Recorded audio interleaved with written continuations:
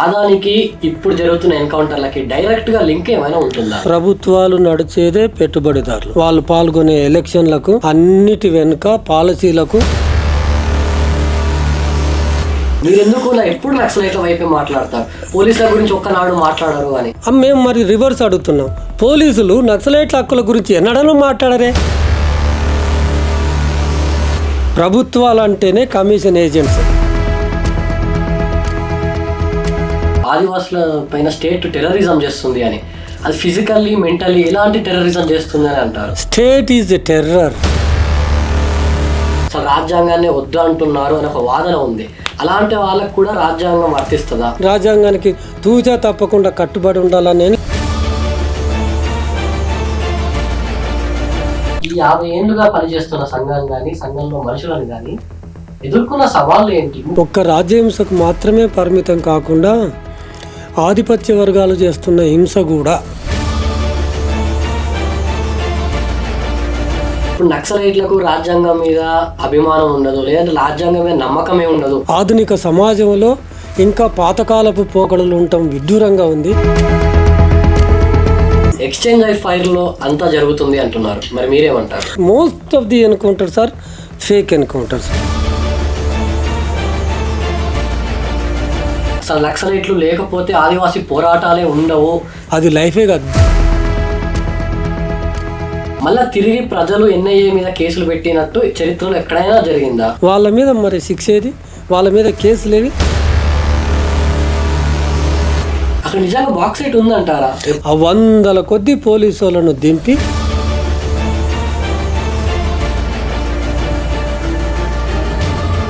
Hi friends, ఇవాళ మనతో ఉన్నది పౌర హక్కుల సంఘం నాయకుడు ప్రొఫెసర్ గడ్డం లక్ష్మణ్ గారు. నమస్తే లక్ష్మణ్ గారు. 50 వసంతాలు దాటిన పౌర హక్కుల సంఘానికి కాళోజీ, శ్రీశ్రీ లాంటి వాళ్ళు కూడా పనిచేశారని విన్నాను. అలాంటి సంఘానికి ప్రస్తుతం మీరు రాష్ట్ర అధ్యక్షుడిగా పనిచేస్తున్నారు. చెప్పండి, అసలు ఏ సందర్భంలో, ఏ చారిత్రక నేపథ్యంలో ఈ సంఘం ఏర్పడాల్సి వచ్చిందంటారు? పౌర హక్కుల సంఘం 1973లో ఏర్పడింది.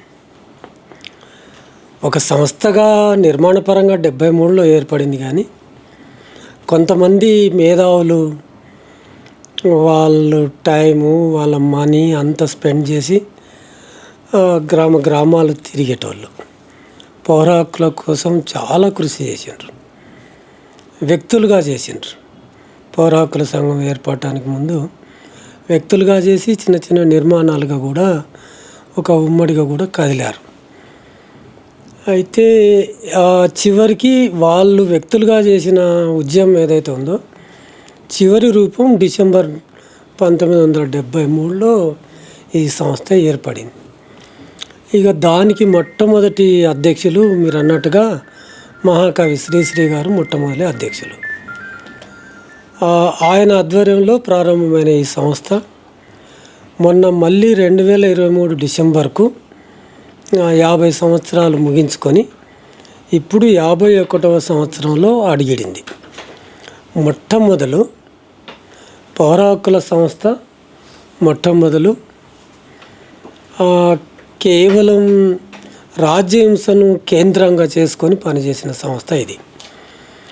నేను అంతకుముందు మేధావులు, కొంతమంది వ్యక్తులు, ఇంటలెక్చువల్స్ వాళ్ళు చెమటోడ్చి భుజాలకు బ్యాగులు తగిలేసుకొని ఈ పని చేశారని చెప్పే కదా, వాళ్ళు కూడా అప్పట్లో జరుగుతున్న ఎన్కౌంటర్ పర్వానికి వ్యతిరేకంగా ఆ ఎన్కౌంటర్లు బూటకపు ఎన్కౌంటర్లు, అవి నిజమైన ఎన్కౌంటర్లు కావు, భారత రాజ్యాంగం ఇచ్చిన ఆ ఆర్టికల్ 21కి వ్యతిరేకమని ప్రచారం చేసిండ్రు. కనుక ఆ వరవడి ఇప్పటికి కూడా మేము 73లో ఏర్పడినప్పుడు కూడా అదే వరవడితో కొనసాగినాం. ఇదొక అంటే కేవలం రాజ్యహింసకు ప్రదానం చేసుకొని పని చేసుకునే ఒక స్వభావం అయితే, దీనికి ఉన్న రెండవ క్యారెక్టర్ ఏంటంటే, నేను చెప్తున్న ఏ మేధావులు అయితే అంతకుముందు హక్కుల కార్యకర్తలుగా పనిచేశారో వాళ్ళంతా ఏదో ఒక రాజకీయ పార్టీలకు చెందిన వాళ్ళే. అయితే కొంత చరిత్రలకు వెళ్తే పౌర హక్కుల సంఘాలు రాజకీయ ప్రక్రియలో భాగంగా ఉద్భవించిన సంస్థలే.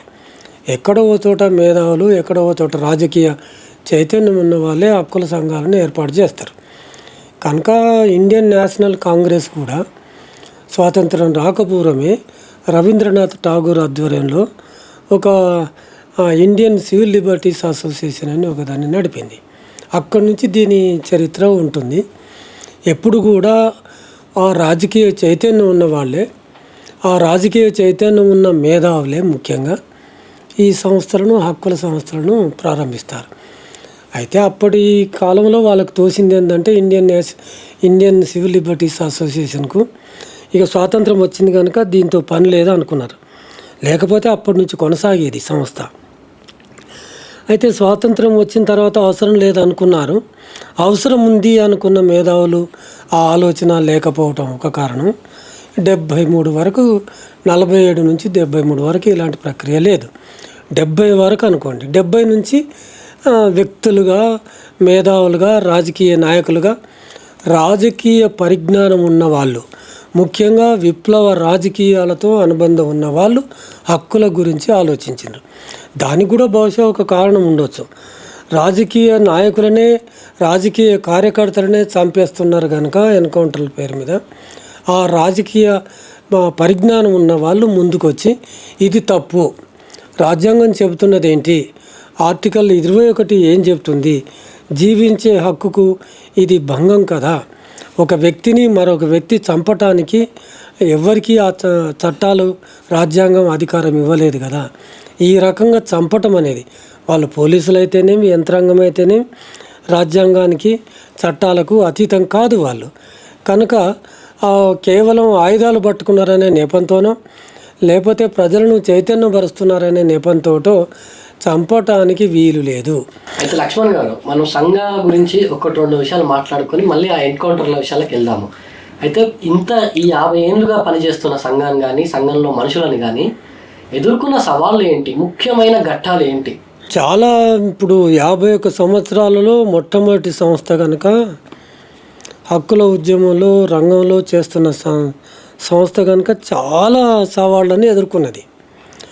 ఒక్కొక్క సవాలు, ఒక్కొక్క మూలమలుపు, ఒక్కొక్క మైలురాయి ఈ సంస్థకు.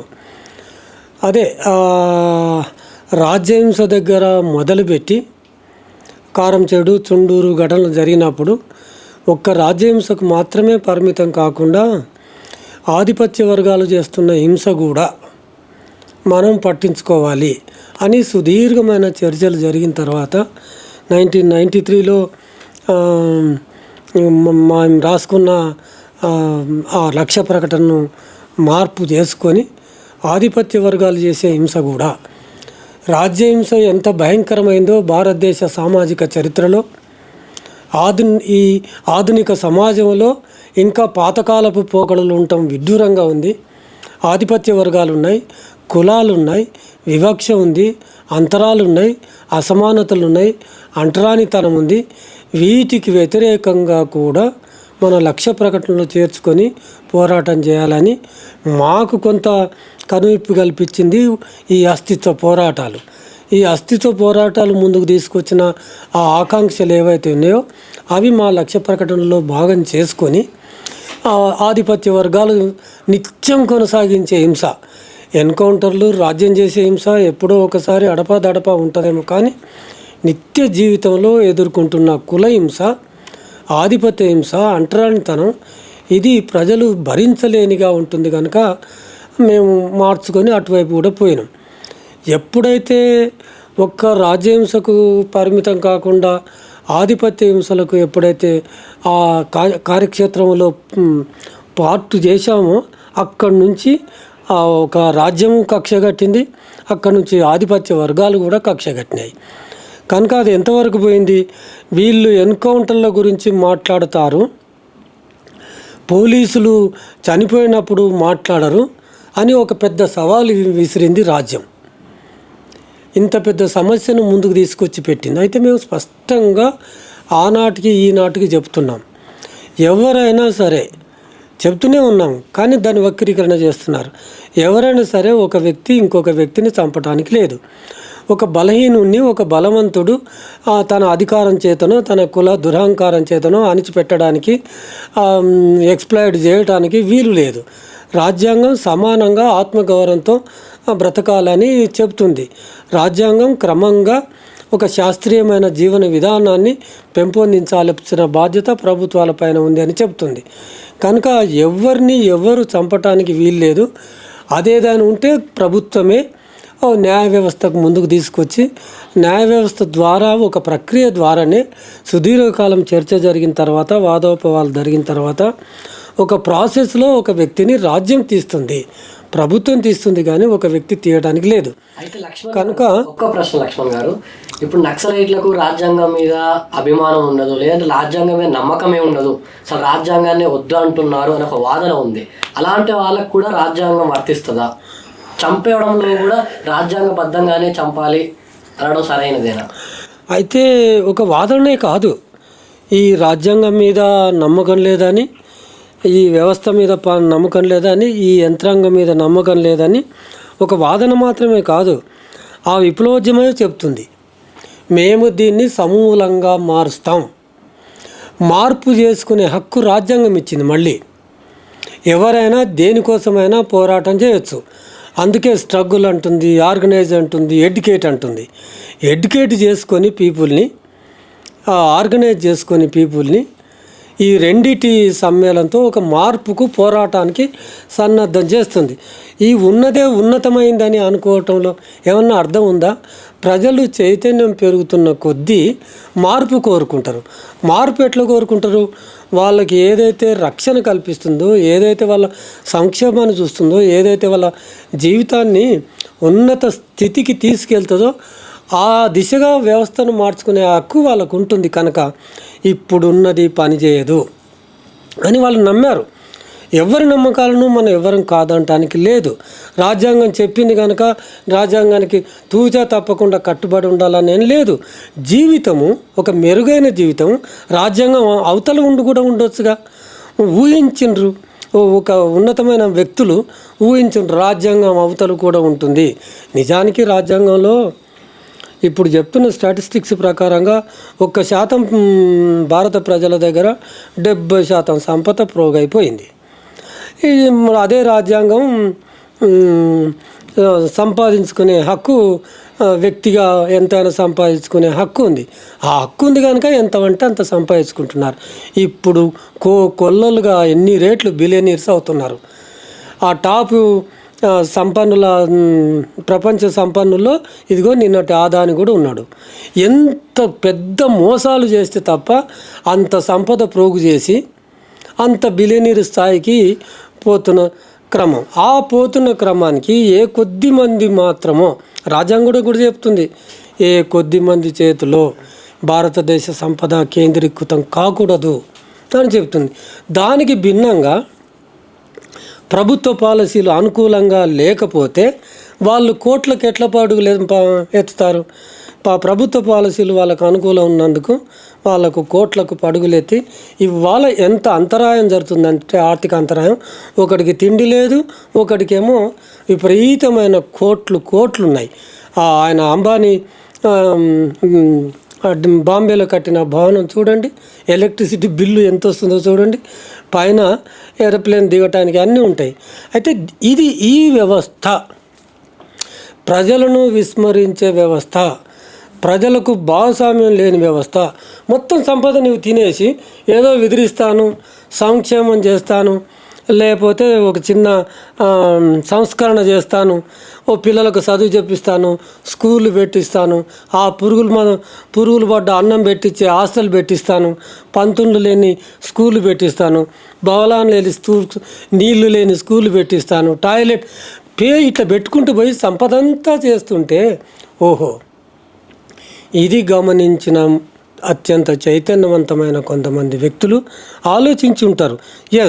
ఆలోచించిన వాళ్ళు ఏమంటుంటారంటే, ఈ వ్యవస్థ మీద మాకు నమ్మకం లేదు, ఈ రాజ్యాంగమే అటువంటి వర్గాలను తయారు చేయటానికి అనుకూలంగా ఉంది, దీని మొత్తాన్ని మార్చుకోవాలని కోరుకుంటున్నారు.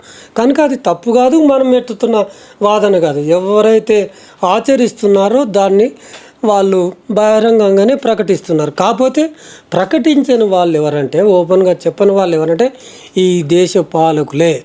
ఇవాళ ఇన్సిడెంటల్గా November 26 రాజ్యాంగ దినోత్సవం, రాజ్యాంగాన్ని తూచా తప్పకుండా అమలు చేస్తామన్న వాళ్ళు ఇప్పుడు ఏమైంది?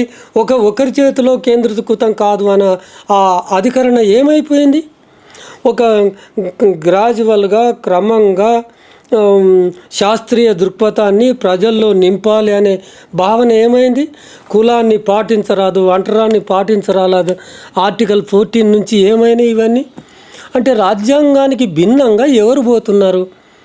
మొత్తం దేశ సంపదను, ఖనిజ వనరులను, సహజ వనరులన్నింటినీ కొల్లగొట్టి ఆ కార్పొరేట్ విదేశీ కార్పొరేట్ శక్తులకు, దేశీయ కార్పొరేట్ శక్తులకు ఇది రాజ్యాంగం చెప్పిందా? ఏ చట్టం చెప్పింది? అందుకని పాటించకుండా దాన్ని ఉల్లంఘించే వాళ్ళేమో ఇవాళ బయటపడతలేరు.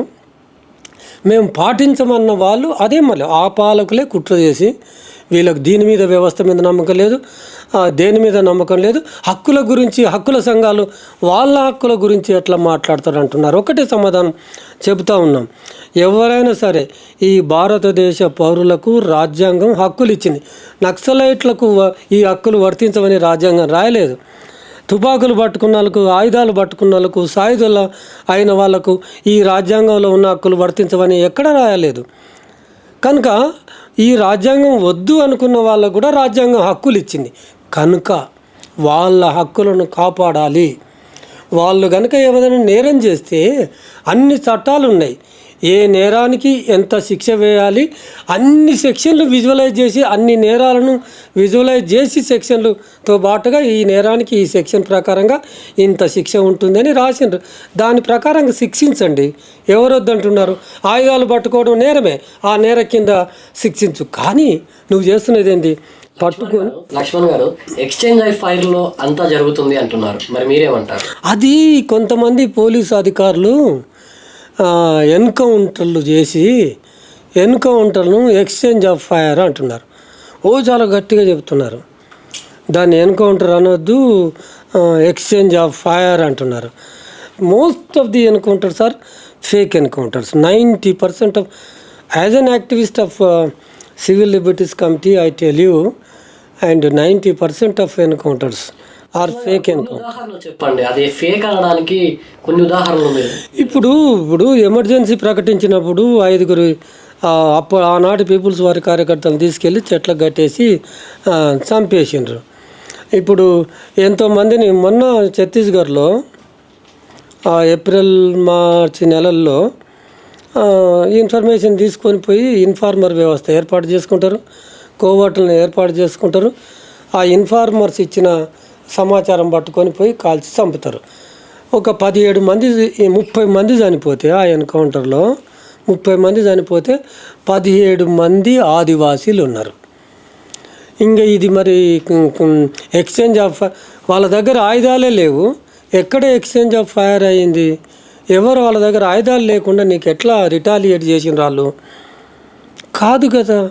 మొత్తానికి పట్టుకొనో, ఏకపక్షంగానో, సమాచారం తెలుసుకొనో, కోవర్ట్లు ఇచ్చిన సమాచారాన్ని పట్టుకొనో పోయి ఏకపక్షంగా కాల్చిన కాల్పులు కానీ నిజంగా ఎదురై వాళ్ళు రాస్తున్న కథనం, వాళ్ళు పేపర్లకు చెప్తున్న కథనం, నక్సలైట్లు ఎదురైనరు, మేము లొంగిపోమన్నాం, వాళ్ళు లొంగిపోలేదు, లొంగిపోతే మేము లొంగిపోకపోగా మా మీద కాల్పులు జరిపిండ్రు. ఎప్పుడు ఇదే కథనం, మా మీద కాల్పులు జరిపిండ్రు, మేము మా సెల్ఫ్ డిఫెన్స్ కోసం ఆత్మరక్షణలో భాగంగా మేము రిటాలియేషన్లో కాల్పులు జరిపితే వాళ్ళు మొత్తం చచ్చిపోయినరు, మేము క్షేమంగా ఉన్నాం. బూటకపు ఎన్కౌంటర్ అని ఎట్లా చెప్తారని మీరు నన్ను అడిగితే దిస్ ఈజ్ ది ఎవిడెన్స్. ప్రతి ఎన్కౌంటర్లలో ఇక్కడ ఏం లాస్ ఉండదు, మినిమల్ ఒకవేళ ఉంటే ఏముండదు, ఒక పక్క లాస్ ఉంటుంది. That is fake encounter, that is an evidence for, అంటే ఇది it's not an exchange of fire, it is fake encounter.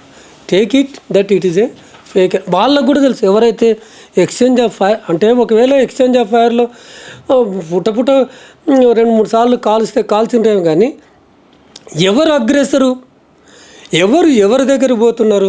ఎక్కడైతే నక్సలైట్ల దగ్గరికి పోయేటోళ్ళు ఉంటారో వాళ్ళు అగ్రెసరు.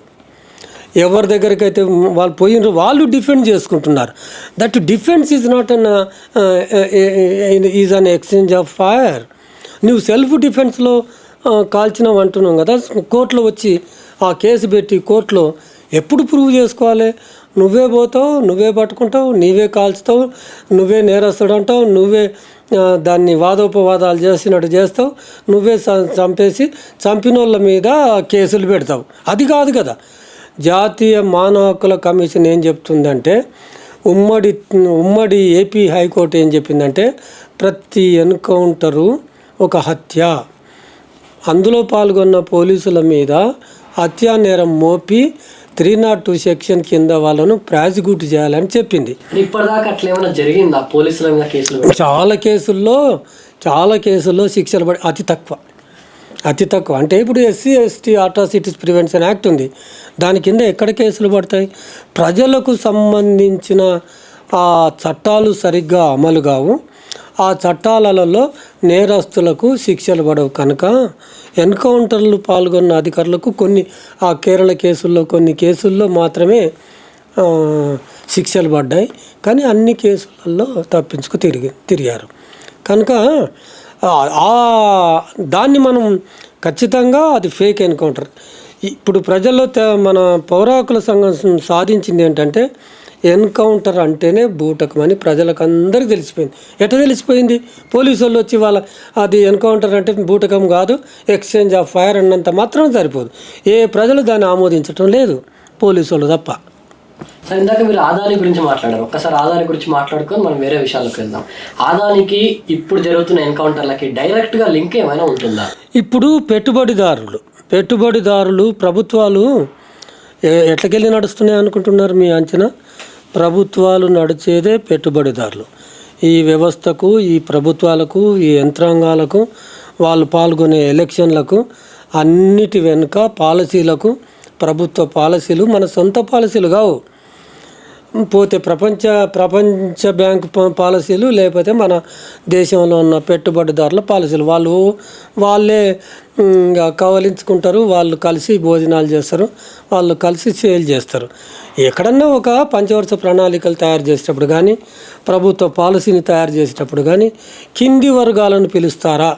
ఒక రైతుకు సంబంధించిన ఒక విధానాన్ని ఒక రైతును పిలిచి, రైతు సంఘాలను పిలిచి ఏమన్నా తయారు చేస్తారా ఆ పాలసీని? ఒక కార్మికునికి సంబంధించిన పాలసీ కార్మిక సంఘాలను పిలిచి చేస్తారా? పైగా రైతు సంఘాలను, కార్మిక సంఘాలను, మహిళా సంఘాలను, హక్కుల సంఘాలను ఎట్లా అణిచివేయాలని చూస్తారు, కానీ మన అభిప్రాయాలు తీసుకొని పాలసీలు తయారు చేయరు. ప్రభుత్వాలను నడిపేదే పెట్టుబడిదారుడు, ప్రభుత్వాలను నడిపేదే మన మోడీ సాబును నడిపేదే ఆదాని సాబు. ఈ ఆదాని ఏది చెప్తే అది పాలసీ అవుతుంది. ఇప్పుడు ఏమైంది? తీరా చూస్తే ఇతర దేశం, మన దేశంలో అది జరగదు. అమెరికా చెప్పింది, అంతకుముందు హిడెన్బర్గ్ బయట పెట్టింది ఈయన భాగవతం అంతా. ఇప్పుడు ఈయనది తేలాల్సి ఉంది. ఆయన అన్ని కోట్లకు పరిగెత్తడానికి అంబానీ కానీ, ఆదాని కానీ, ఈ గుజరాత్ టీం ఎవరైనా సరే, ఈ బీజేపీ నరేంద్ర మోడీ తీసుకొస్తున్న పాలసీ విధానాలు వాళ్ళకు అనుకూలంగా ఉన్నాయి. కనుక వాళ్ళు చెప్పేది ఏంది? మా పెట్టుబడికి ఏ సమస్యలు ఉండొద్దు అని. మీరు డైరెక్ట్ లింక్ ఏంది అని అడిగారు మంచిగా. మాకు ఆయనకు వీళ్ళకు డైరెక్ట్ సంబంధం ఏంటంటే, మా పెట్టుబడి సురక్షితంగా ఉండాలి, మా లాభాలు సేఫ్గా ఉండాలి, మాకు నిరంతరంగా లాభాలు రావాలి. దోపిడీ చేస్తేనే లాభాలు వస్తాయి. లాభానికి మూలం దోపిడీ. పెద్ద ఎత్తున దోపిడీ చేస్తాం. దోపిడీని ఎదుర్కోవటానికి తయారైన శక్తులే ఉద్యమాలు, నక్సలైట్లు, విప్లవ పార్టీలు, విప్లవ ఉద్యమాలు, విప్లవ పోరాటాలు. దోపిడీని వ్యతిరేకంగా ప్రచారం చేసేది హక్కుల సంఘాలు, పౌర సమాజం అర్బన్ నక్సలైట్లు, హక్కుల సంఘాలు అర్బన్ నక్సలైట్లు. వీళ్ళందరూ సమాజంలో పౌర సమాజం మొత్తం అర్బన్ నక్సలైట్లు, అక్కడ ఉంటోళ్ళేమో అసలైన నక్సలైటు. ఇట్లా చూస్తుంది. కనుక వీళ్ళందరినీ ఒక కంటకాన్ని పెట్టాలి. మొన్న ఆర్మీతో మాట్లాడుతూ నరేంద్ర మోడీ ప్రైమ్ మినిస్టర్ గారు ఆర్మీతో ఆయన మాట్లాడేది ఏంటంటే, అర్బన్ నక్సలైట్లను ఓ కంట చూడ ఏంది అది అర్బన్ నక్సలైట్. పౌర సమాజంలో ప్రభుత్వ పాలసీలను వ్యతిరేకించడానికి ఒక మేధావి వర్గం ఉంటుంది. ఒక విమర్శను నువ్వు చూసుకోవాలి. విమర్శను దేశద్రోహం అనో, విమర్శ నీకు వ్యతిరేకమనో, ఒక విమర్శ వస్తుందంటే ఒక ప్రత్యామ్నాయ ఆలోచన ముందర పెడుతున్నామంటే in fact we are strengthening your hands. ప్రజలకు ఏం కావాలో మేము అడుగుతున్నాం. ప్రజలకు ఏం కావాలో మా రైతు సంఘాలు చెప్తాయి. మహిళలకు ఏం కావాలో మా మహిళా సంఘం ఉంది, చైతన్య మహిళా సంఘం ఉంది, అది చెప్తుంది. తెలంగాణ రైతాంగ సమితి ఉంది, అది చెప్తుంది రైతులకు ఏం కావాలో. ప్రజలకు ఎలాంటి హక్కులు ఉండాలో మేము చెప్తాం. మమ్మల్ని ఇంకా అర్బన్ నక్సలైట్లు వీళ్ళని మమ్మల్ని బ్యాన్ చేసిండ్రు. మన రాష్ట్రంలో 2021లో 16 ప్రజా సంఘాలను నిషేధించారు. ఏమన్నా అర్థం ఉందా? అట్లా కాదు, ఆహ్వానించాలి నువ్వు. అందుకని ఇది ఎవరి ఆలోచన? ఇది ఆదాని ఇచ్చిన ఆలోచన, ఇది పెట్టుబడిదారులు ఇచ్చిన ఆలోచన, ఇది సామ్రాజ్యవాదం ఇచ్చిన ఒక విధానము. అసలు డెవలప్మెంట్ నమూనానే మారిపోయగా. వాళ్ళ డెవలప్మెంట్ నమూనాలో అంటే ఈ సామ్రాజ్యవాదులు పెట్టుబడిదారులు ఇస్తున్న ఈ సంస్థలు ఇస్తున్న ఈ నమూనాలో హక్కులు ఉండవు. అసలు ఒక జాతీయ మానవ హక్కుల సంఘం, ప్రభుత్వం పెట్టిన మానవ హక్కుల సంఘం మీటింగ్లో నరేంద్ర మోడీ గారు మాట్లాడినారు. అసలు హక్కులకు స్థానం లేదు ఈ దేశంలో. హక్కులు అంటేనే ఉద్యమాలకు అనుకూలంగా మార్చుకొని మాట్లాడుతునే హక్కులు. అట్లా చూస్తున్నాడు. హక్కుల గురించి అడిగితే నేను చెప్తున్నది ఏంటంటే, రాజ్యం దుర్భేద్యమైంది. రాజ్యం అనేది హింసాత్మకమైనది. రాజ్యం ప్రజా సంక్షేమాన్ని ఎప్పుడు కోరుకోదు. కనుకనే ఆనాటి రాజ్యాంగ పరిస్థితుల్లో రాజ్యాంగాన్ని రచనకు పూనుకున్న మేధావులు ఆ రాజ్యం మీద కొన్ని పరిమితులు పెట్టిండ్రు, కొన్ని ఆటంకాలు కల్పించిండ్రు, కొన్ని నిబంధనలు పెట్టిండ్రు. రాజ్యం మీద రాజ్యాంగం పెట్టిన పరిమితులే పౌర హక్కులు. సింపుల్గా చెప్పదలుచుకుంటే ఆ పరిమితుల గురించి మేము మాట్లాడతాం. అంటే రాజ్యం పెడదోబడుతుందని మన మహాపురుషులు ఏనాడో ఆలోచించారు. 1949కి పూర్వమే ఆలోచించారు, 1950కి పూర్వమే ఆలోచించి అట్లా కాదు అని ఆదేశిక సూత్రాలు రాసిండ్రు. ఇట్లా నడుచుకోవాలి నువ్వు అని రాసిండ్రు. ఆ రకంగా అనేకమైన పరిమితులు ఏవైతే విధించిండ్రో అవే మానవ హక్కులు. ఆ మానవ హక్కుల గురించి మాట్లాడుతున్నాం. ఆ మానవ హక్కుల గురించి మాట్లాడుతున్నందుకు, పౌర హక్కుల గురించి మాట్లాడుతున్నందుకు అర్బన్ నక్సలైట్ అంటారు. అంటమే కాదు, పౌర హక్కుల సంఘంలో పనిచేసిన ఇప్పటికే 6 కార్యకర్తలను చంపేసిండ్రు. ఒక హక్కుల సంఘం కార్యకర్తను చంపేసే స్థితికి వెళ్తున్నామంటే అంటే రాజకీయంగా ఎదుర్కోవాలి, ఉద్యమపరంగా సమాధానం చెప్పాలి. తుపాకీ పెట్టి కాల్ చేస్తామంటే మరి చచ్చిపోవడానికి సిద్ధంగా ఉన్నాం. ఇప్పటికి 6 చంపినరు, ఇంకెంతమంది చంపుతారో కానీ మాట్లాడటం ఊరుకోము. రాజ్యం ఇవాళ ఏం తలుస్తుందంటే భయపెట్టి పరిపాలన చేయాలి.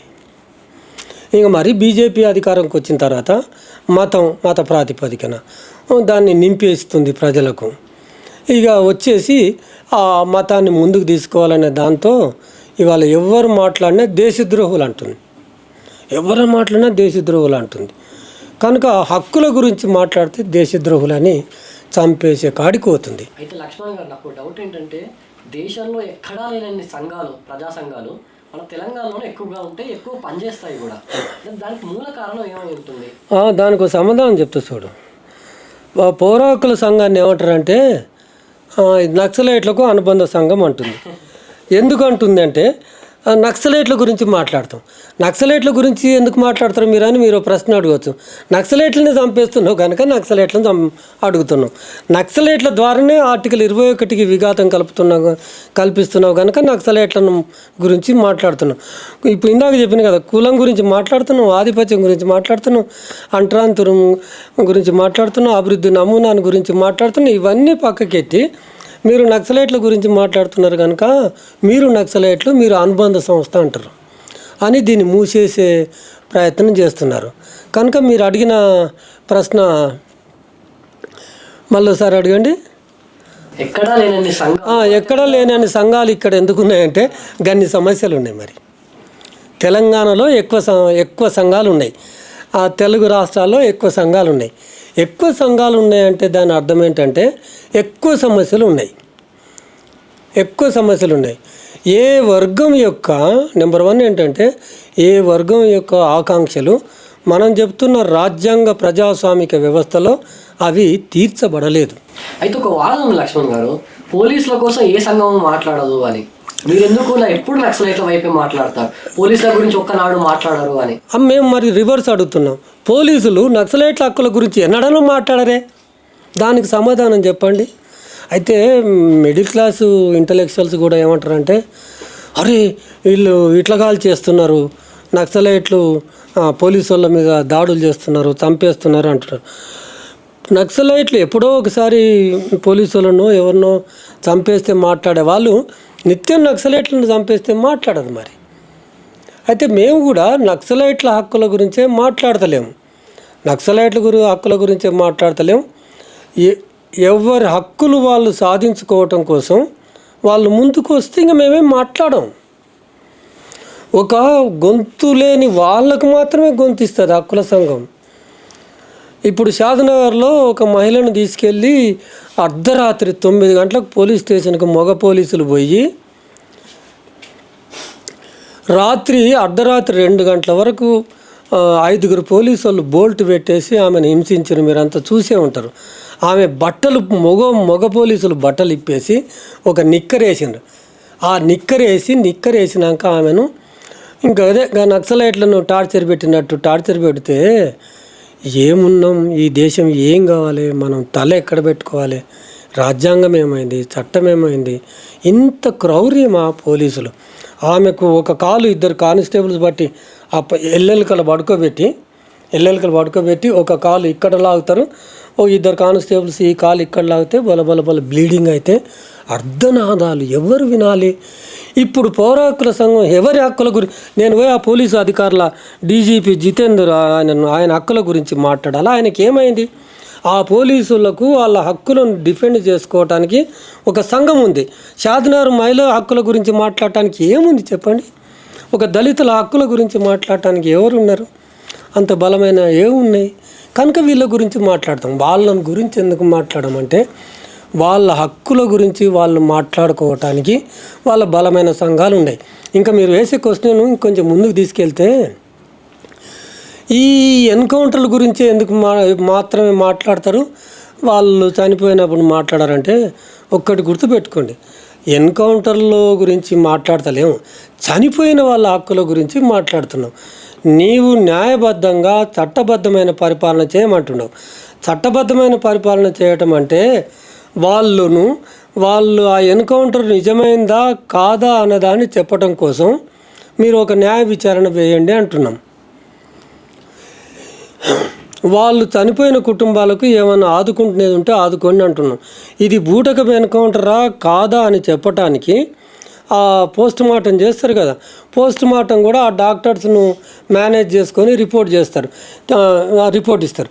తిరిగి పోస్ట్ మార్టం చేయాలని కోరుతున్నాం, వాళ్ళను కుటుంబాలను ఆదుకోవాలని కోరుతున్నాం, న్యాయ విచారణ జరపాలని కోరుతున్నాం.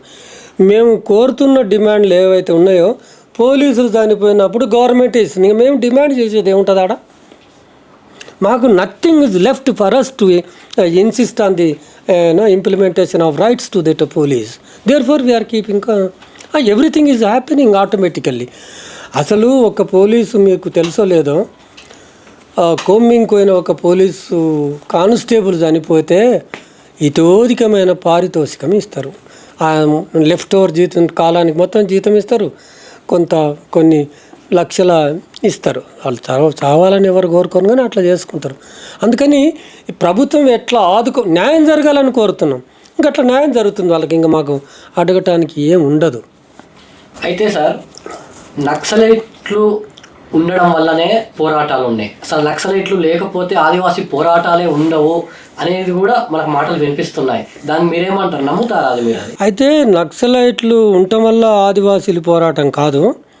నక్సలైట్ల చరిత్ర ఎంత, ఒక 50 సంవత్సరాలు. అసలు కమ్యూనిజమే ఈ దేశంలోకి వచ్చి 100 సంవత్సరాలు. అయితే నక్సలైట్ల వల్ల ఆదివాసీలు పోరాడుతున్నారని కాదు, ఆదివాసీల వల్ల నక్సలైట్లు పోరాడుతున్నారు. ఆదివాసీల పోరాట చరిత్రలోకి వెళ్తే మనం 200 సంవత్సరాల చరిత్ర. బిర్సా ముండా ఎక్కడికి వెళ్ళి అప్పుడు నక్సలైట్లు ఎక్కడిది? ఆదివాసీలు ఈ దేశ సంపదను కాపాడటం కోసం, ఈ దేశ వనరులను కాపాడుకోవటం కోసం, మనకు ఆక్సిజన్ ఇవ్వటం కోసం, చెట్లను కాపాడటం కోసం, వనరులను కాపాడటం కోసం, వాళ్ళ హక్కుల కోసం. అసలు ఒక్కసారి మీరు మీడియా పరంగా ఒక్కసారి ఆ ఛత్తీస్గఢ్, ఆ జార్ఖండ్, బీహార్ ఆ అడవులు చూసిరండి, దండకారణ్యం. అది లైఫే కాదు, జుగుప్సాకరంగా ఉంటుంది లైఫ్.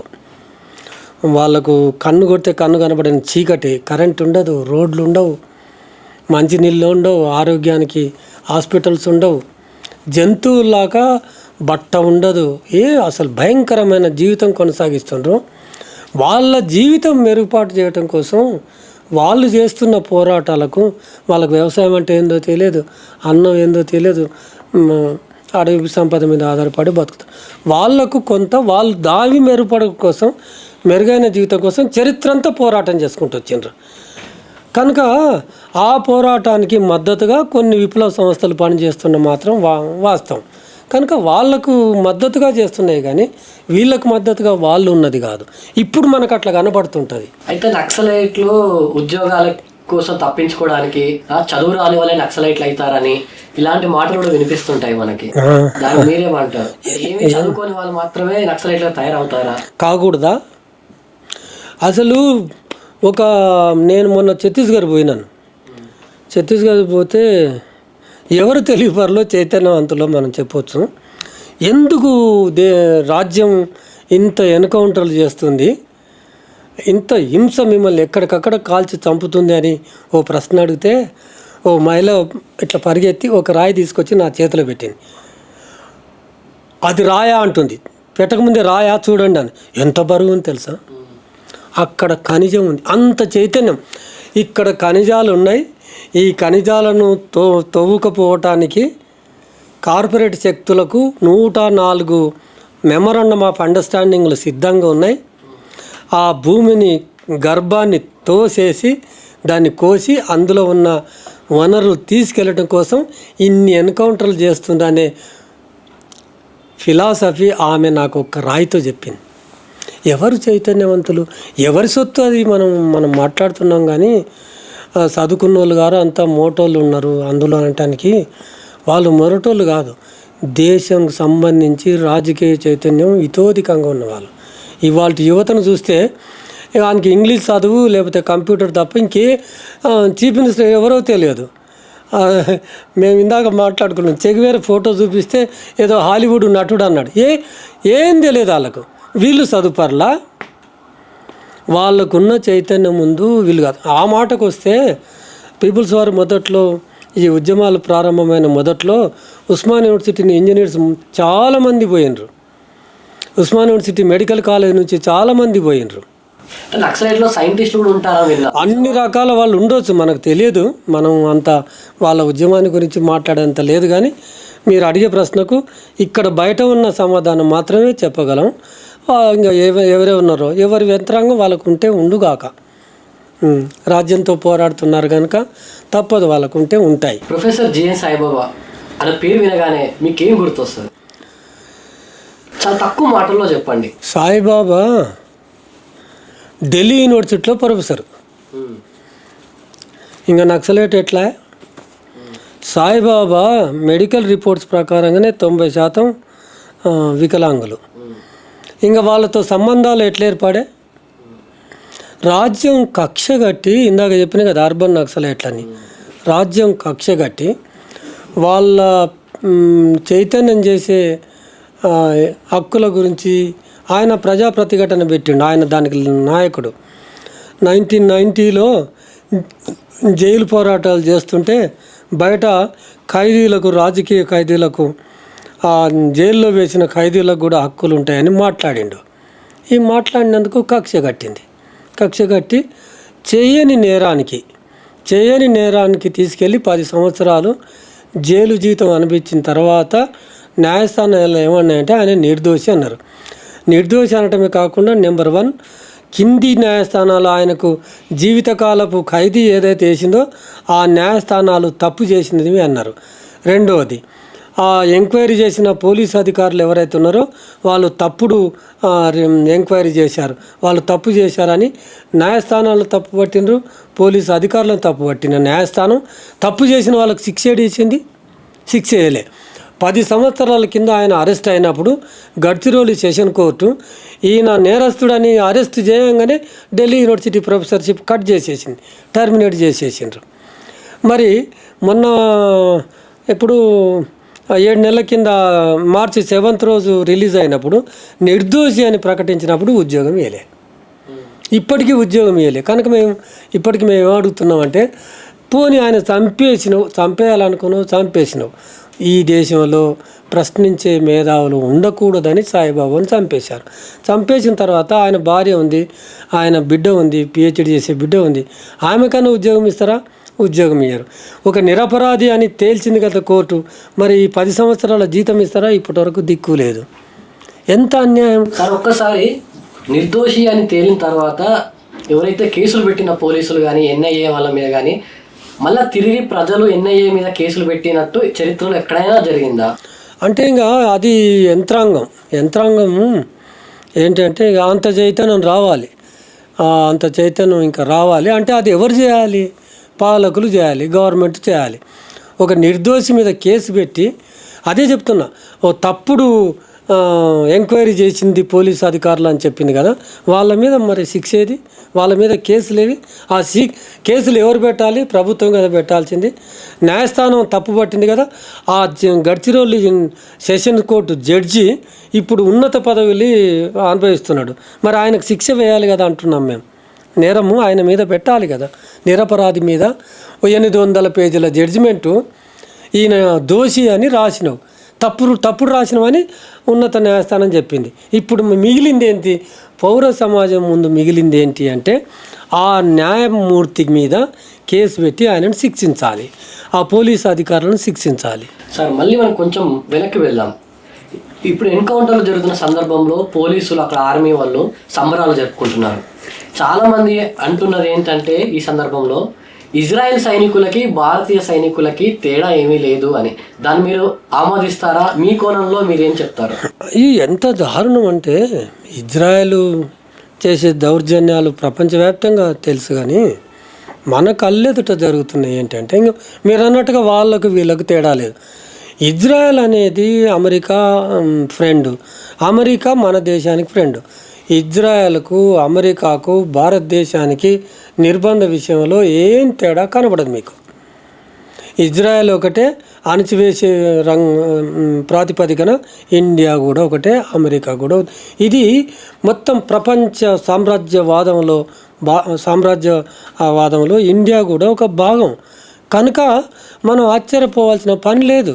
ఇవాళ వాళ్ళు చిందులు దొక్కుతున్నారు, నాట్యాలు వేస్తున్నారు, ఎగురుతున్నారు, తుపాకులు పట్టుకొని. ఎవరు వాళ్ళు? రాజ్యం ఎట్లా తయారు చేసిందంటే, వాళ్ళు కూడా ఆదివాసీలే. డిస్ట్రిక్ట్ రిజర్వ్ గార్డ్స్ వాళ్ళు. డిస్ట్రిక్ట్ రిజర్వ్ గార్డ్స్ అంటే ఎవరో కాదు, ఆదివాసీలే. ఆదివాసీలు అంటే ఎవరో కాదు, తప్పుదోవల పోయిన ఆదివాసీలు.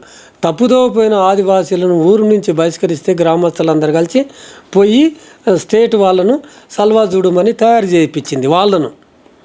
అంటే ఒక లంపెన్ గ్రూపును తీసుకొని సల్వా జూడుం పేరు మీద సల్వా జూడుమును తయారు చేసి మహేంద్ర కర్మ దానికి నాయకత్వం వహించి నక్సలైట్లను చంపేసేయండి అని వాళ్లకు సానుభూతిగా ఉన్న గృహాలన్నిటిని దహనం చేసిండ్రు.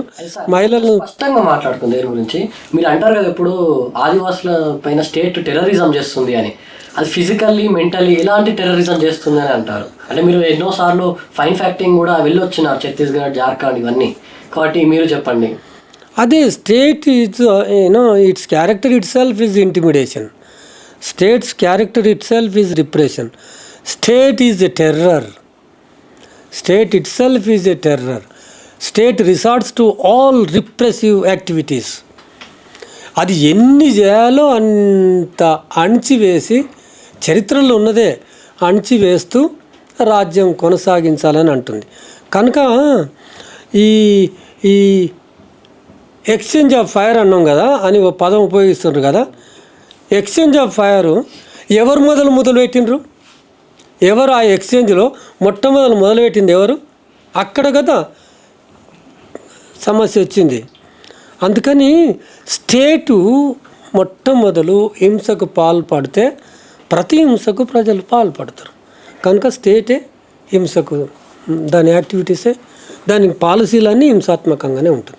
మానవత్వం అంటూ ఉండదు స్టేట్లో. ఎందుకు?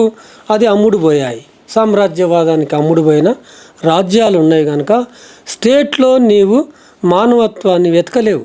ఒక్కటి చెప్పండి, ఆపరేషన్ కగార్ అనే పేరుతో ఇప్పుడు యుద్ధం చేస్తుందని మీరు అంటూ ఉంటారు. ఇప్పుడు ఆపరేషన్ కగార్కి ఇంతకు ముందు ఉన్న ఆపరేషన్ గ్రీన్ హంట్కి వీటి రెండింటి మధ్య తేడా ఏమిటంటారు? అయితే ఇవి ఒక స్కీములు, ఒక సంక్షేమ పథకాలు లేక ప్రభుత్వం ఒక సంక్షేమ పథకాలు లేక అనౌన్స్ చేస్తుంది.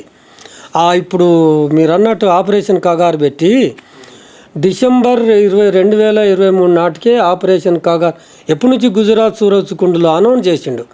అక్టోబర్ 21, 22 తేదీల్లో మొత్తం పోలీస్ ఆఫీసర్లను, అన్ని రాష్ట్రాల పోలీస్ ఆఫీసర్లను, డీజీపీలను, సీఎంలను పిలిచేసి కథం తుది ఆపరేషన్ కగార్ అంటే తెలుగులో తుది యుద్ధం ప్రకటించేసేయండి. 2023 నాడు నేను పార్లమెంట్ ఎలక్షన్స్కి వెళ్తాను, అవి మావోయిస్టు రహిత భారతదేశంలో ఎలక్షన్స్కి వెళ్తాను అని చెప్పిండు. ఏడ సాధ్యమైంది? అది కాలేదు. మళ్ళీ అప్పుడు మార్చేసి ఏం చేసిండు, 2026 మార్చి 31 కల్లా ఖతం చేయండి అని అటువైపుగా పోతున్నాడు.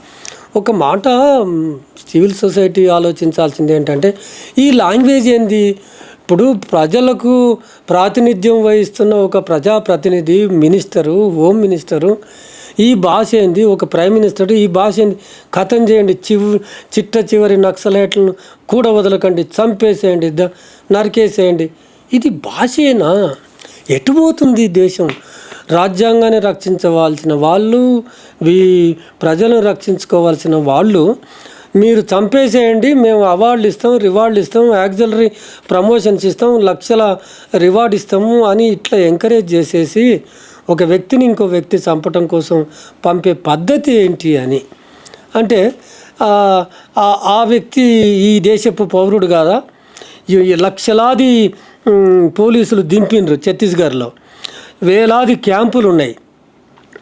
ఆ ఆదివాసీలు నివసించే ప్రాంతంలోకి ఎవరు పోకూడదని పెసా చట్టం ఉంది, 170 ఉంది, అటవీ హక్కుల చట్టం ఉంది. అన్నిటినీ కాలదన్నేసి పర్మనెంట్ క్యాంపులు, వేల క్యాంపులు పెట్టిండ్రు వాళ్ళ ప్రాంతాల్లో. వేల క్యాంపులు పెట్టిండ్రు, లక్షలాది సైన్యం పెట్టింది. ఎంత ప్రజా ధనం వేస్ట్ అవుతుందో ఒక్కసారి చూడండి. అంటే ఇవన్నీ చేయటం కోసం ఇప్పుడు నడుస్తున్నది ఆపరేషన్ కగార్ అయితే, మీరు చెప్పినట్టుగా ఆపరేషన్ సమాధానం, ఆపరేషన్ ప్రధానం, అంతకుముందు ఈ ఆపరేషన్, మొట్టమొదటి ఆపరేషన్ గ్రీన్ అంటూ, దానికంటే మొదటిది సల్వాజుడు 2005లో సల్వాజుడు దగ్గర నుంచి మొదలుపెట్టి ఆపరేషన్ కగార్ వరకు.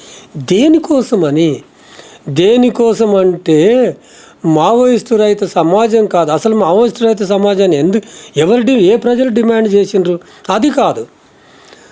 మావోయిస్టులను చంపేసి అక్కడ ఉన్న ఆదివాసీలను భయకంపితులను చేస్తే, ఆదివాసీలను చంపేస్తే ఖాళీ అవుతుంది దండకారణ్యం. ఆ భయం చూపి ఆదివాసీలను తరిమేస్తే దండకారం ఖాళీ అవుతుంది. దండకారణ్యం ఖాళీ అయినప్పుడు ఆ మహిళ నా చేతిలో ఏ రాయి అయితే పెట్టి చూపించిందో, రాయి రూపంలో ఇనుమును, దాన్ని సునాయాసనంగా కొట్టుకపోవచ్చు అనే పాలసీలో ప్రభుత్వానికి ఖనిజాలు అన్నీ అవసరం అంటారా? అవన్నీ ఎటు వెళ్తాయి? అయితే ప్రభుత్వానికి చాలా అవసరం. అది ప్రభుత్వాలకు ఈ కార్పొరేట్ల బాగు కోసం అవి పనిచేయాలి. ఎందుకు పని చేయాలని ఇంకో ప్రశ్న వేయచ్చు. అవి ఎలక్షన్లో ఫండ్ ఇవ్వాలి, పార్టీ ఫండ్ ఇవ్వాలి. మొన్న ఏమైంది? సంవత్సరం కింద మొత్తం బయటపడ్డాయి. ఎవరి దగ్గర ఫండ్ తీసుకున్నారు. ఈ ఎలక్షన్లో ఈ ఎన్నికల జిమ్మికులో, ఎన్నికల పాలసీ విధానాల్లో భాగంగా మొత్తం సంపద అంతా తీసి కార్పొరేట్ అంటే వాళ్ళ పాలసీ కూడా ఏంటంటే కార్పొరేట్ల అభివృద్ధి జరగాలి. ఇదంతా పెట్టుబడిదారి వ్యవస్థ ఏం చెప్తుందంటే, కార్పొరేట్ల అభివృద్ధి జరిగితే, ఇంకా ఫిలసాఫికల్గా చెప్పేది ఏంటంటే, కార్పొరేట్లు అభివృద్ధి చెందితే దాని అభివృద్ధి పర్కులేట్ అవుతుంది, కింది వరకు అభివృద్ధి చెందుతుంది అని. అట్లా కాదు కదా. ఇవాళ November 26 sovereign secular socialistic pattern of society కదా. క్యాపిటలిస్టిక్ ప్యాటర్న్ ఆఫ్ సొసైటీ అని ఎక్కడ రాసుకోలే. నువ్వు క్యాపిటలిస్టిక్ కోసం ఎందుకు ఇంత తాపత్రయపడుతున్నావు? ఇది క్యాపిటలిస్టిక్ కనుక ఈ ఈ ఆపరేషన్ కగార్లు ఇవన్నీ వాళ్ళు ఇచ్చిన ఆలోచనలు. ఈ ఆపరేషన్లు అన్నీ పెట్టి మావోయిస్టులు లేకుండా చేయటం, ఆదివాసీలు లేకుండా చేయటం. ఇదిగో ఆ లగచర్లలో భూములన్నీ గుంజుకున్నారు. ఎవరి భూములు అవి? గిరిజనుల భూములు. ఈ పాలకులు భారతదేశ ఎప్పుడో బాగుపడు వాళ్ళకున్నుంటే, ఈ భారతదేశ పాలకులు దళిత బహుజన పేద వర్గాలకు వ్యతిరేకమైన ప్రభుత్వాలు ఇవి. ఆ ప్రజాప్రభుత్వాలు ఏర్పడేంత వరకు ఈ పరిస్థితి అట్లాగే ఉంటుంది. కనుక కేవలం దాని మీద సహజ సంపద మీద కన్నేసినందుకు అభివృద్ధి నమూనా మొత్తం మారిపోయింది కదా. అక్కడ నిజంగా బాక్సైట్ ఉందంటారా? అంతటా బాక్సైట్ ఉంది. ఆ మైలారం అనే గ్రామంలో, నాగర్ కర్నూలు జిల్లా మైలారం అనే గ్రామంలో ఒక గుట్ట ఉంది. ఆ గుట్ట కింద ప్రజలు ఉన్నారు. ఆ గుట్ట కడుపులో ఏదో గ్రానైట్ ఉందట. దాన్ని తోకపోవటానికి ఒక పెట్టుబడిదారుడు వచ్చిండు. ప్రజలు ఎదిరిచ్చిండు. ప్రజలు పోయి అడ్డుకుంటే ఆగిపోయింది కొంతకాలం. మళ్ళా అదే పెట్టుబడిదారుడు బలం పుంజుకొని ఆ 100ల కొద్దీ పోలీసులను దింపి పోలీస్ పహారాలో గుట్ట ఇవాళ పోతుంది. గుట్ట వాళ్ళ గుండెకాయ.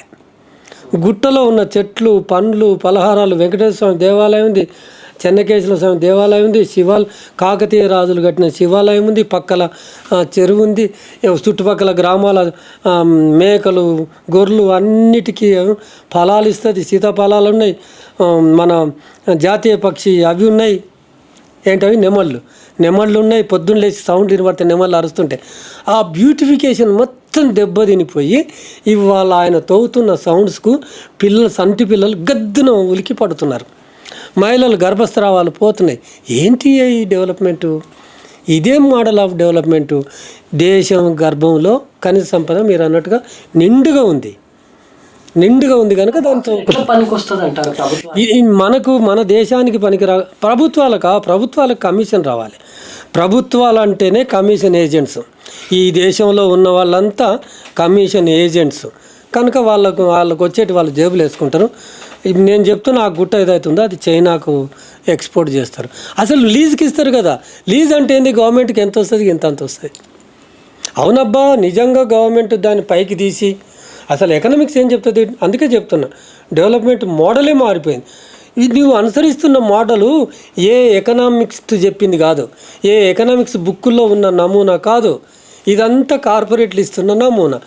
దీన్ని వెలికి తీయాలి, కార్పొరేట్లకు అప్పచెప్పాలి. అట్లా కాదు. ఎకనామిక్స్ ఏం చెప్తుందంటే వెలికి తీసి నిజంగా మ్యానుఫ్యాక్చరింగ్ చేసి వస్తువును ఇతర దేశాలకు ఎక్స్పోర్ట్ చేస్తే ఫారిన్ ఎక్స్చేంజ్ ఇతోధికంగా వస్తే మనం ఇక్కడ డెవలప్మెంటల్ యాక్టివిటీస్ చేయొచ్చు.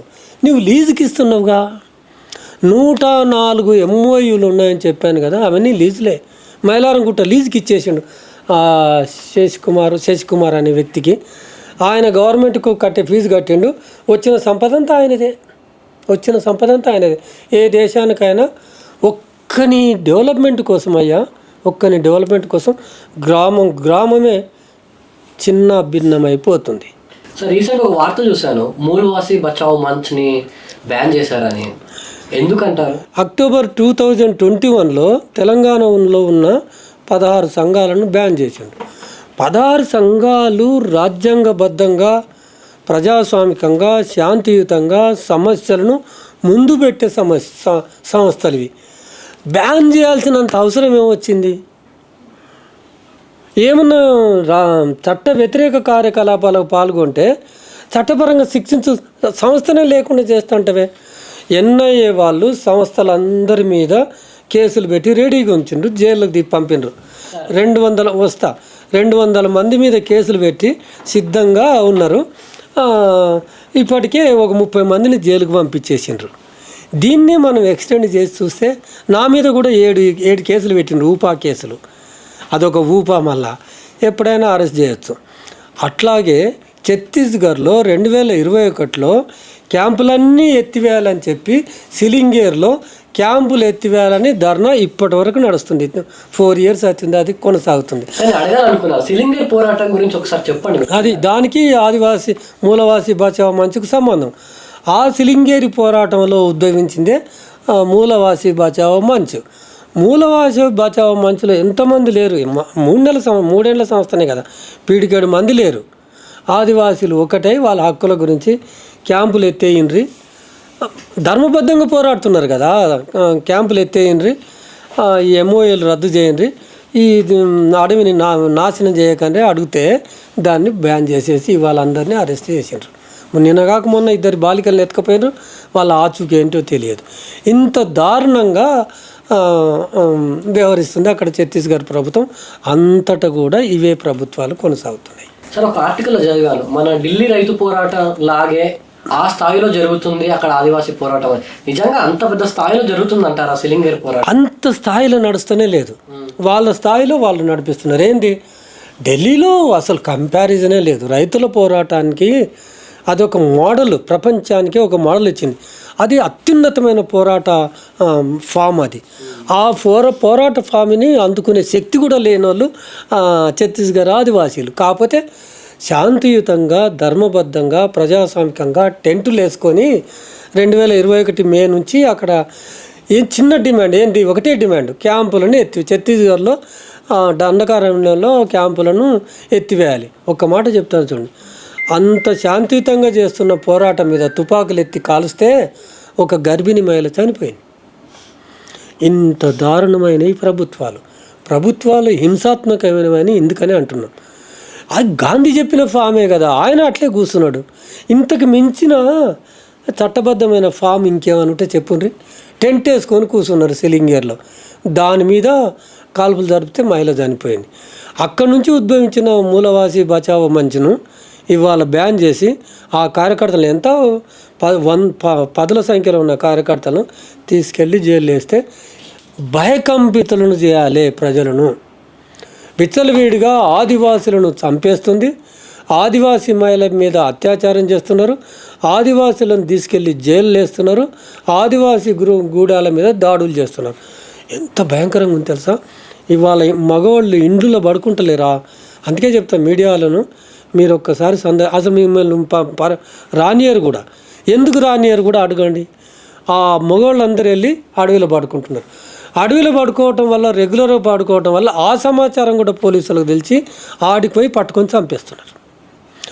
మొత్తం బిక్కు బిక్కు బిక్కు బిక్కుమని బ్రతుకుతున్నారు ఆ ఛత్తీస్గఢ్లో. ఎప్పుడో ఒకసారి మీకు చెప్తున్నా, గుర్తుపెట్టుకోండి, ఛత్తీస్గఢ్లో ఆదివాసీలు ఇప్పటికే చాలా మన తెలంగాణ ప్రాంతానికి పారిపోయి వచ్చిన ఆ జలగలంచ ఆ గ్రామాలు కూడా వెలిసి ఉన్నాయి. అందరూ పారిపోయేస్తున్నారు. ఛత్తీస్గఢ్ కాలే ప్రమాదం ఉంది. సార్, ఒక డౌట్ ఉంది సార్.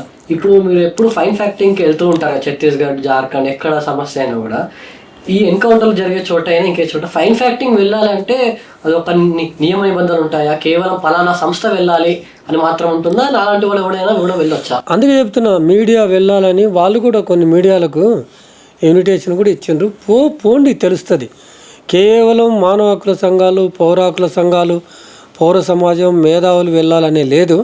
ఇన్సిడెంటల్గా ఈ సంస్థలు ముందుకెళ్ళి అక్కడ ఏం జరుగుతుందో చూద్దామనే దాంతో వెళ్తున్నారు. కానీ ఎవరైనా వెళ్ళొచ్చు. అక్కడ ఏం జరుగుతుంది, ఎంత మారణ హోమం జరుగుతుంది అనేది అసలు it is your Solomon imminent responsibility అని 4th ఎస్టేట్గా మీ బాధ్యత. మీరు వెళ్ళి అక్కడ ఏం జరుగుతుందో ప్రాక్టికల్గా తెలుసుకొని రండి. ఎవరైనా పోవచ్చు నిజ నిర్ధారణ చేయడానికి. సత్యాన్వేషణ అనేది ఒకరి హక్కు కాదు, అది ఒకరికి సంబంధించిన అంశం కాదు, అది ఎవరైనా చేయొచ్చు. కనుక పోయి పట్టుకురండి. కానీ మమ్మల్ని అసలు కాలు పెట్టనిస్తలేరు. మేము మొన్న మే 29 నాడు 30 మందిని చంపితే పోతే రానిస్తలేరు. ఇక్కడ మన తెలంగాణ రాష్ట్రంలో మన తెలంగాణ కాంగ్రెస్ ప్రభుత్వం ఏర్పడిన తర్వాత ఆ కరికగూడెం రఘునాథ్ పాలెం దగ్గర ఎన్కౌంటర్ జరిగితే అక్కడికి వెళ్ళాం. మమ్మల్ని అశ్వాపురంలో అరెస్ట్ చేశారు, పోనివ్వలేదు. అంటే సత్యాల్ని మేము పోతే ఆ వాస్తవాలను తీసుకొస్తాం, ప్రపంచానికి అంత చెబుతామని భయపడుతుంది రాష్ట్రం. ఈ రాజ్యం చేసే ఈ విషయాలను కనీసం మరి మీలాంటి వాళ్ళన్నా మరి ప్రయత్నం చేసి తీసుకురండి సత్యాలు.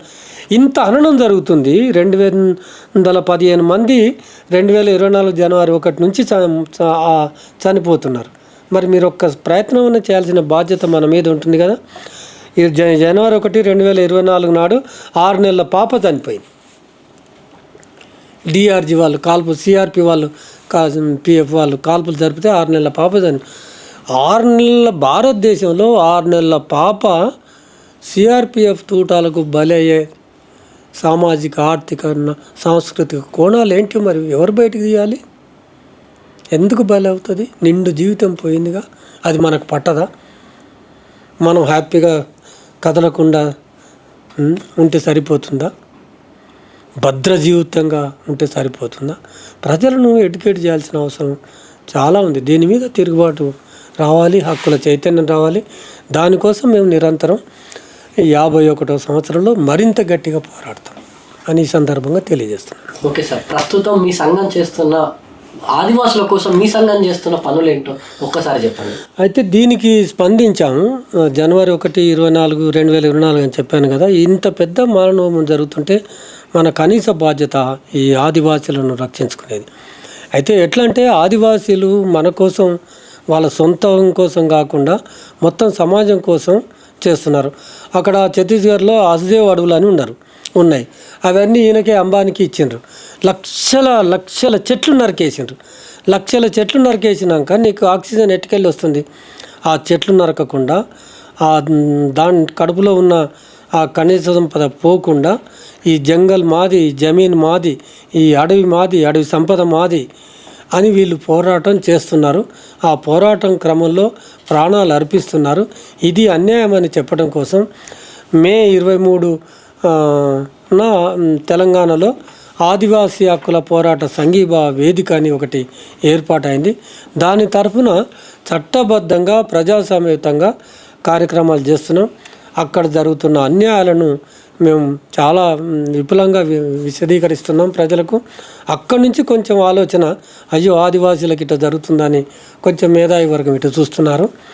దాంట్లో భాగంగానే మేము ఈ వచ్చే డిసెంబర్ 10, 11 తేదీల్లో ప్యారేలాల్ భవన్ ఢిల్లీలో పెద్ద ఎత్తున 2 రోజుల సదస్సు నిర్వహిస్తున్నాం. ఆ సదస్సుకు ప్రశాంత్ భూషణ్ లాంటి వాళ్ళు, అరుంధతి రాయ్ లాంటి వాళ్ళు పెద్ద పెద్ద మేధావులు వక్తలుగా వచ్చి పాల్గొంటున్నారు. కనుక ప్రజలందరూ ఆ డిసెంబర్ మానవ హక్కుల దిన సందర్భంగా జరిగే ఆ సదస్సుకు, 2 రోజుల సదస్సుకు పెద్ద ఎత్తున హాజరు కావాలని కూడా ఆదివాసీ హక్కుల పోరాట సంఘీభావ వేదిక తరఫున పౌర హక్కుల సంఘం మీకు విన్నవించుకుంటుంది. సార్, నా దగ్గర చివరి 2 ప్రశ్నలు ఉన్నాయి సార్. ఒకటి, మీ మీద ఉన్న కేసు లేదా మీలాంటి వాళ్ళు అనేక మంది ఉన్న case unlawful activities prevention act. ఈ UAPA చట్టం అనేది అమానవీయమైనది అని మీలాంటి వాళ్ళు అందరికీ అంటున్నారు. ఒక 2-3 కారణాలు చెప్పండి, ఎందుకు అమానవీయమైనది అది? కారణం అంటే ఈ దేశం చాలా గమ్మత్తుగా ఉంటుంది. 2 రకాలుగా ఉంటుంది. ఉన్నోళ్ళ దేశం ఇది, ఇంకా అత్యంత పేదోళ్ళ దేశం. దాని వెంబడి ఇంకో పరిణామం ఏం జరుగుతుందంటే, ఉన్న వాళ్ళే సంపన్నులే అధికారానికి వస్తున్నారు. ఎవరి దగ్గర అయితే ఆ ధనం, ఆ డబ్బు, సంపద ఉంటుందో క్రూరత్వం దాని వెంబడే వస్తుంది. ఈ దేశంలో ఉన్న సంపన్నులందరూ క్రూరులు. ఈ దేశంలో ఉన్న సంపన్నులందరూ పాలకులు అవుతున్నారు. సంపన్నులందరూ క్రూరులు అంటే ఆ రకంగా వచ్చిన పాలకులంతా క్రూరులు అని మేమనటమే కాదు, పార్లమెంట్లో 40% మంది మీద నేరస్తులని కేసులు రిజిస్టర్ అయ్యి ఉన్నాయి. ఆ క్రూరులకి అసలు unfortunate to say like that, వాళ్ళకి ఒక నిరంకుశమైన, అంతకంటే క్రూరమైన చట్టాలు కావాలి. మేమేం చెప్తున్నాం, హక్కుల సంఘాలు ఉన్నాయి చట్టాలు, CRPC ఉంది, CPC, మస్తు చట్టాలు ఉన్నాయి. అన్ని నేరాలను గమనించే రాసిండ్రు. ఇంకా ఈ చట్టం ఎందుకు? ఈ చట్టం ఆర్టికల్ 19కి వ్యతిరేకంగా అసలు ఎవరి వాయిస్ ఉండొద్దు, ఒక ఫ్రీడమ్ ఆఫ్ ఎక్స్ప్రెషన్ ఉండొద్దు, ఒక స్పందించే గుణం ఉండొద్దు, విమర్శించే తత్వం ఉండకూడదు అని ఒక ఊపాను తీసుకొచ్చిండ్రు. అదేంటి, చట్ట వ్యతిరేక కార్యకలాపాల చట్టం అని తీసుకొచ్చిండ్రు. ఏందది? ఒక సంఘం పెట్టుకొని, ఇప్పుడు పౌర హక్కుల సంఘం ఉంది, మహిళా సంఘం ఉంది, మీరు మీతోటి పర్మిషన్ తీసుకొని అన్ని కార్యక్రమాలు చేస్తున్నారు. ఇంకా చట్ట వ్యతిరేక కార్యకలాపం ఏంది? నక్సలైట్లతో సంబంధాలు ఉన్నాయని కనబడని, చూపెట్టని, తాకని ఒక అంశాన్ని తీసుకెళ్ళి కేసులు ఒక్కొక్కరి మీద 10ల కొద్దీ కేసులు పెట్టేసి ఇవాళ జైల్లో వేస్తున్నారు. ఇదంతా దేంది?